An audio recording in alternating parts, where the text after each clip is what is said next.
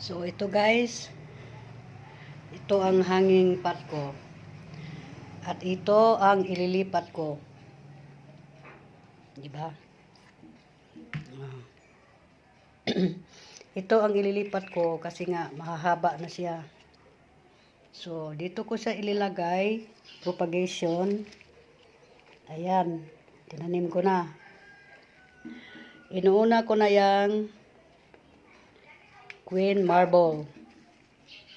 Lalagyan ko siya ng maliit na bato. Balancing. Yan po.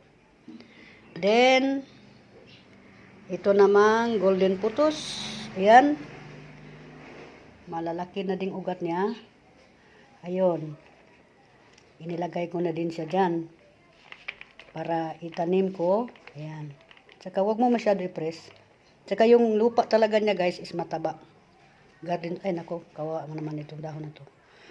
At saka itong isa, kasi tatlo ito eh. Ayan, mahahaba na rin ang ugat niya. So, ilagay ko ito dito sa kabila. Balancing din to. Ayun. Diba?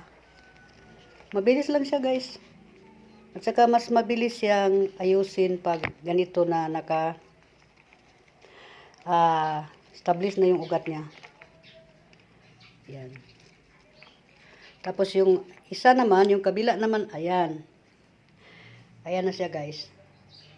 Yung mga photos ko na nalilipat na.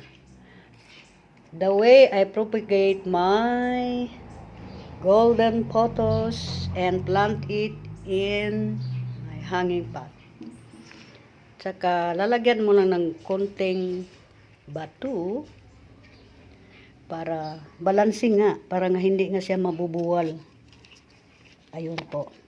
So, pag magtanim ako guys, hindi siya laging dinidiligan ha, kasi yung lupa sobrang lumi.